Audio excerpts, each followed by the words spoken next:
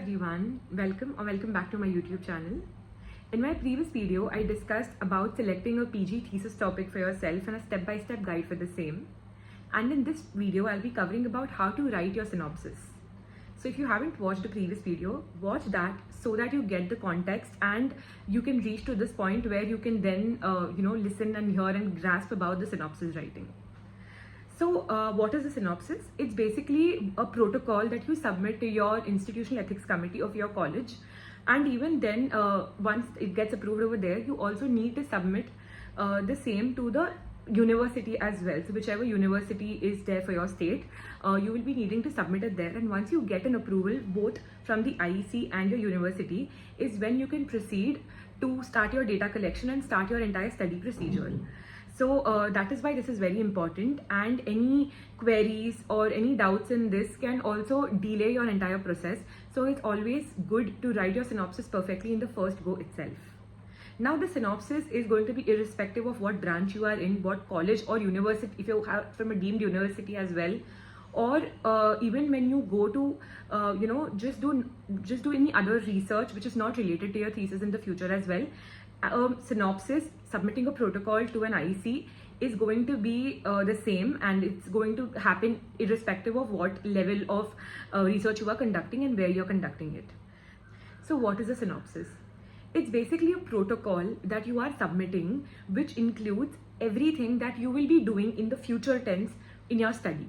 So you are going to be describing as per why are you studying it, what are you going to study, why is it so important to study this particular topic itself, what are your aim and objectives, how are you going to be conducting this study, and references.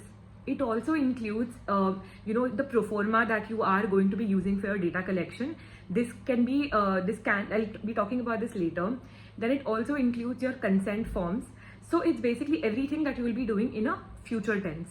So coming to the main headings of a synopsis, usually the outline of how the first few pages look like, those will be depending on your university. So you can always take your senior's help to get the format. So you can edit it in that itself. The first and the foremost is the research title. Now it needs to be nice and perfect in terms of the grammar that you use, what kind of wordings are you using. It should be scientifically sound as well, and should include all the main aspects of your study. So what are you studying, in whom are you studying it, where are you studying it, what is the study design. It needs to be elaborate in those terms as well. Now mind you, in most universities, you cannot change the thesis and the aim and objectives once your thesis title is approved.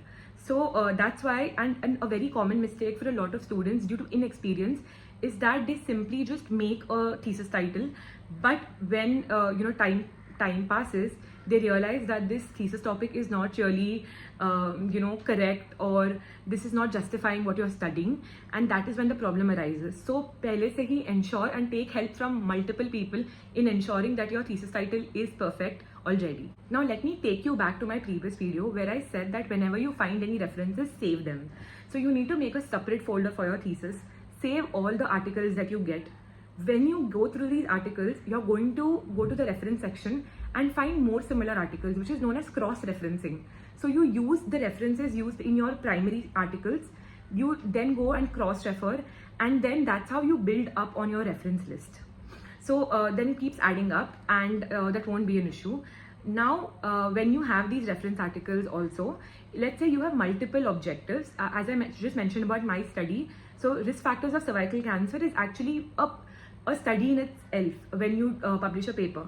So whichever articles I got about the case control study of risk factors of cervical cancer, I saved them in a separate folder. Then health related quality of life among cervical cancer patients is a different topic in itself when you're publishing research, because they're usually shorter. Theses are actually bigger when it comes to what all are you adding. Especially in community medicine, you need to make a thesis topic is quite elaborate. So the next step will make multiple folders depending on multiple objectives that you have, so that when you are writing your introduction and ROL, it won't be an entire mix-up, and it's sorted already in your computer. So now coming to the next step, which is writing your introduction.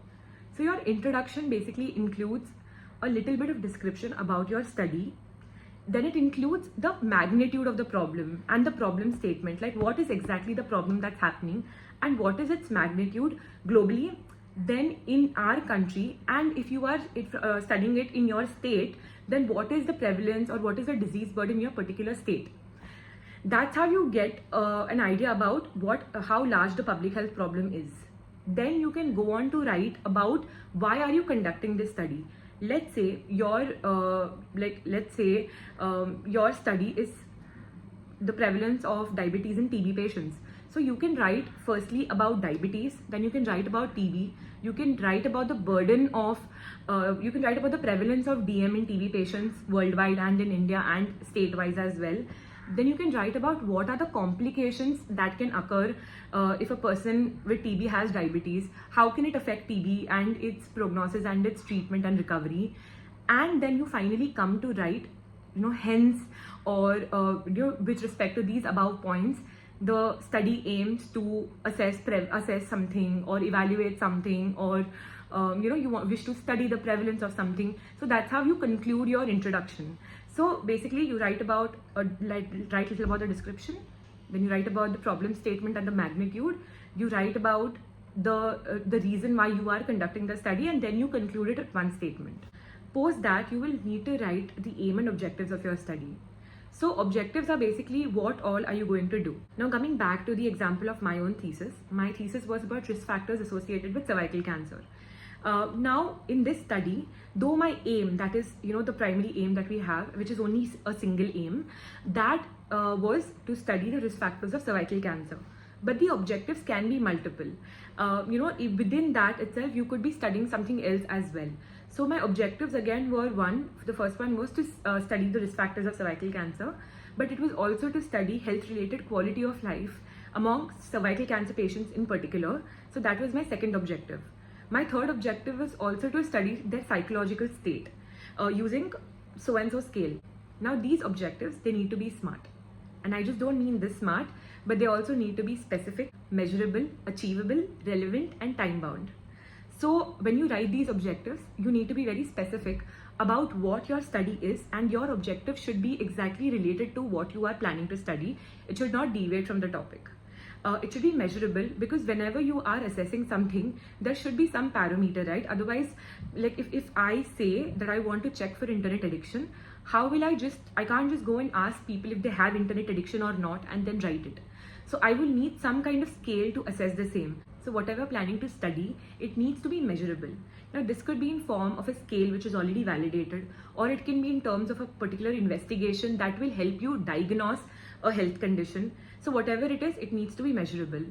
Now it also needs to be achievable and time bound, because in terms of in how much time you have to conduct the research study, which once you remove these approvals and once you remove the last 6 months, you are left with only 1.5 to 2 years. So is your study doable, and whatever your objectives are, is it doable within that time frame, and is it going to be achievable? And then obviously it needs to be relevant. Once that's done, you write your review of literature. Now review of literature is basically everything that you have studied when you are doing your literature search. So it needs to be much more in depth when you're writing your full thesis write-up. Depending on university to university, you're expected to submit an X number of articles in your ROL. It could be 20 or it could be 30. So when you are doing this literature search and when you save those articles, you need to go back to those articles and you need to write your ROL, a format of which already will be present with your seniors. So you just need to see the format and write it for yourself. This ROL will basically include the author who has conducted the study, when has it been conducted, where has it been conducted, among which patients, and what did they do, what were their results in a nutshell. Results also you can then filter out and put the important ones which are is the closest to your study and related to it, and you can just filter those out and write. So writing 15-20 such articles or 30 such articles then completes your ROL. And these need to be arranged chronologically, and some colleges even ask you to arrange them international and then national. So it depends on college to college. Once your ROL is done, you write your materials and methods. The subheadings usually are the study design, study period, study participants, inclusion-exclusion criteria, then the methodology, also your sample size, like how did you arrive at this sample size, there's always a study which you take as reference, and then you arrive at a sample size based on either the proportion or prevalence, or based on the mean and standard deviation. So which was the study, what was the formula that you used, then the final sample size that is derived from it. So post the sample size estimation, you will be then including your methodology. Now this methodology is basically the entire method in which you will be conducting your study. It includes everything right from the consent that you will be taking to how are you going to enroll, what kind of sampling technique are you going to use to include your study participants.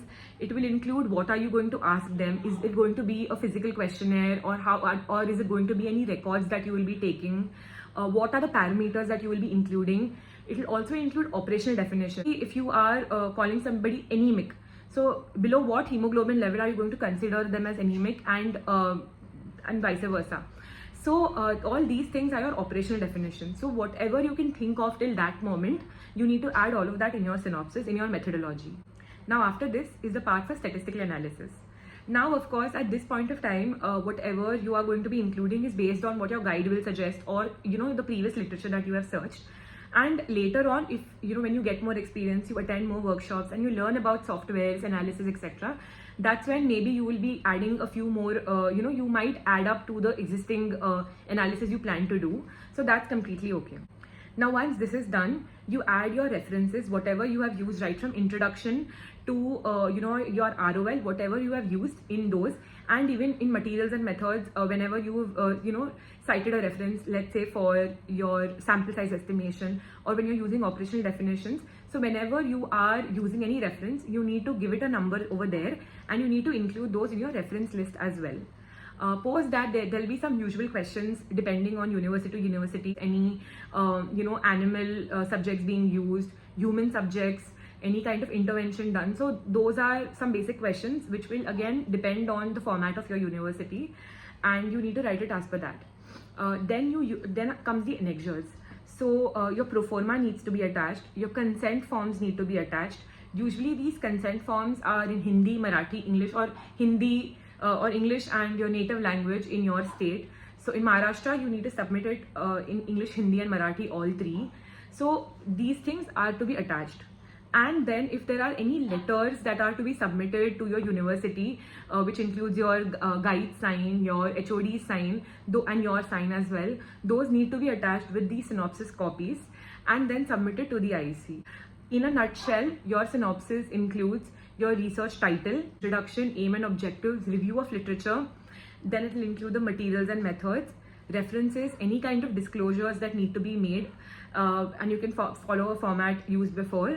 Then it will include the pro formas, consent forms, and in addition to this, based on university to university, anything else that they are asking for.